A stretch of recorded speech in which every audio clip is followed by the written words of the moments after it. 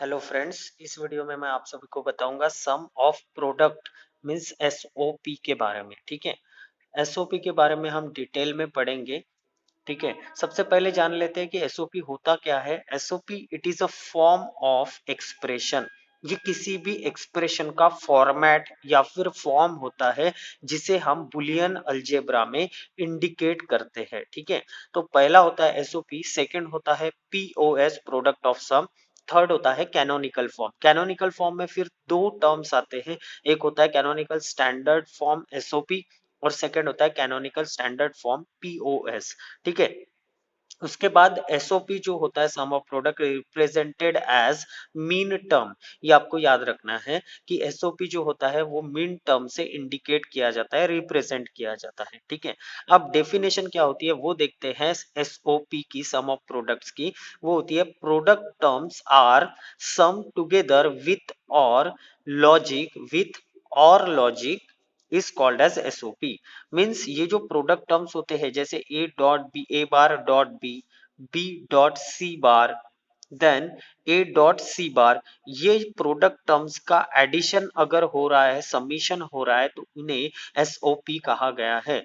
ये or logic means addition means or logic, and this is product terms और min terms भी कहते हैं इन्हें, मीन टर्म्स और product term. So this is the format of sum of products. और अगर आपको और आसानी से याद रखना है तो एसओपी सम ऑफ प्रोडक्ट, तो आपको कैसे याद रखना पड़ेगा, सबसे पहले मिडल में आप लोगे सम और ऑफ प्रोडक्ट्स, तो यहाँ पे प्रोडक्ट्स, और ये जो फॉर्मेट बनता है किसी भी इक्वेशन का उसे कहते हैं सम ऑफ प्रोडक्ट्स। और प्रोडक्ट ऑफ सम रहा तो product of sums.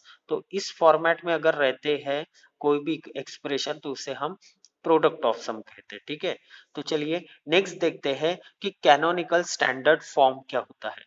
Canonical standard form means क्या होता है, ये फंक्शन होता है एफ और ये वेरिएबल्स होते हैं किसी भी फंक्शन के ए बी सी, उस एक्सप्रेशन के ये जो है वो वेरिएबल्स होते हैं।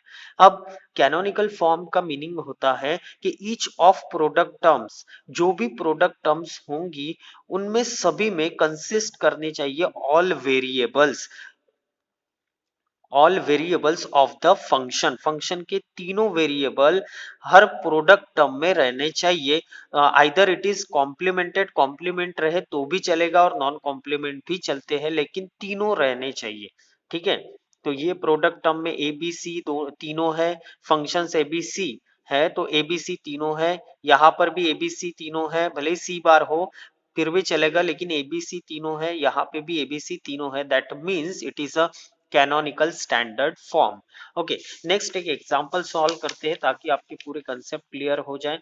ये एक सम ऑफ प्रोडक्ट का एक्सप्रेशन है और हमें इसे सॉल्व करना है कैनोनिकल स्टैंडर्ड फॉर्म में and min term of expression में। तो हम क्या करेंगे, सबसे पहले कैनोनिकल स्टैंडर्ड फॉर्म क्या होता है कि ये जो फंक्शन के तीन वेरिएबल्स है, ये तीनों वेरिएबल्स यहाँ पे एग्जिस्ट करने चाहिए। अब ये जो प्रोडक्ट टर्म है उसमें सिर्फ ए और बी है, सी मिसिंग है, यहाँ पे सी बी है, ए मिसिंग है, दैट मीन्स ये कैनोनिकल स्टैंडर्ड फॉर्म नहीं है, तो हमें इसे बनाना पड़ेगा। तो हम कैसे बनाएंगे, देखिए ए बी, ये ए बी लिख लिए प्रोडक्ट टर्म्स। अब इनको करेंगे हम, सी एब्सेंट है तो सी प्लस सी बार से मल्टीप्लाई। अब देखो सी प्लस सी बार से मल्टीप्लाई करेंगे क्योंकि सी एब्सेंट था। अब c plus C bar in Boolean algebra क्या होता है, 1 होता है, और 1 मल्टीप्लाई बाय ए बी ही आंसर आता है, तो हम c प्लस सी बार से मल्टीप्लाई कर सकते हैं। प्लस a एब्सेंट है तो a प्लस ए बार, हम a प्लस ए बार से मल्टीप्लाई करेंगे इंटू सी बी को। ठीक है, सी बी। अब इसको सॉल्व कैसे करेंगे, ए बी से मल्टीप्लाई करेंगे इन दोनों टर्म्स को तो आएगा ए बी सी पहला टर्म, सेकेंड प्लस का sign A B C bar, A B C bar plus A C B, हम बी सी लेंगे अभी ताकि हमारा एक्सप्रेशन प्रॉपर आए, ए बी सी प्लस का साइन एज इट इज और ए बार बी सी। अब इंपॉर्टेंट चीज इसमें क्या होती है कि आपको देखना पड़ेगा कि दो टर्म अगर कोई भी सेम है तो आपको उसकी जगह एक ही टर्म लेना पड़ेगा। जैसे ए बी सी और यहाँ पे भी ABC है, दोनों टर्म सेम है। अगर यहाँ पे कहीं पे बार होता और ये सेम नहीं होती तो हमने चारों कंसीडर की होती, लेकिन ABC भी सेम है और ABC जैसे ABC बार है, अगर ABC बार यहाँ पे भी होता तो दोनों सेम आ जाती, तो हम एक को डिस्कार्ड कर सकते थे। ठीक है, तो हमें ये दोनों टर्म सेम है तो एक टर्म को कैंसिल करना है और हमारा एक्सप्रेशन आएगा ABC प्लस ये next term ABC bar plus A bar BC। अब इनका मिन टर्म कैसे निकालते हैं वो देखेंगे। ठीक है, सबसे पहले कॉम्प्लीमेंट नहीं है इन तीनों पे, तो तीनों का जो कोड आएगा वो 111 रहेगा इन SOP। अब यहाँ पे भी देखते हैं 1 1 और बार है, कॉम्प्लीमेंट है, दैट मीन्स 0। अब ए बार है दैट मीन्स 0, बाकी बार नहीं है, कॉम्प्लीमेंट नहीं है, मीन्स 1। अब मिन टर्म कैसे निकालते हैं, आपको अगर फॉर्मूला नहीं पता तो मैं बता देता हूँ कि सबसे पहले ये तीन टर्म्स है तो हमें फॉर्मूला लिखना होगा 1 2 4। अब तीनों को 1 है, यहाँ पे 1 को भी 1 है, 2 को भी 1 है, 4 को भी 1 है, दैट मीन्स ये तीनों ऑन हो जाएंगे। 4 + 2 + 1 इज 7, तो हमारा आंसर इसका 7 आएगा। यहाँ पे देखते हैं फिर से फॉर्मूला 1 2 4, 1 0 है दैट मीन्स ये डिस्कार्ड हो जाएगा, 4 ऑन रहेगा क्योंकि 1 है, 2 को भी 1 है, 4 + 2 इज 6, सो यहाँ पे 6 आएगा।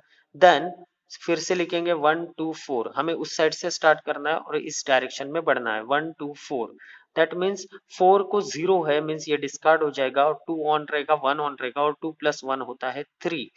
367 is our answer. So indicate कैसे करेंगे, ये इंडिकेशन होता है SOP का मिन टर्म, उसके बाद 3 6 एंड 7। सो ये इंडिकेशन होता है सम ऑफ प्रोडक्ट का, समीशन ऑफ मीन टर्म 3 6 7।